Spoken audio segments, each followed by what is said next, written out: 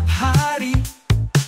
Merah, kuning, hijau ceria, langit biru, bunga ungu, warna-warni ciptaan Allah.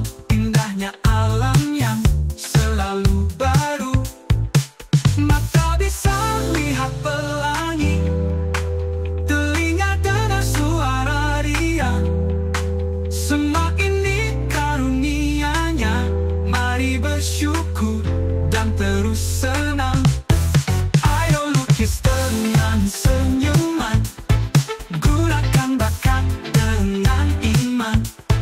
Allah beri kita kelebihan untuk berbagi dan kebaikan.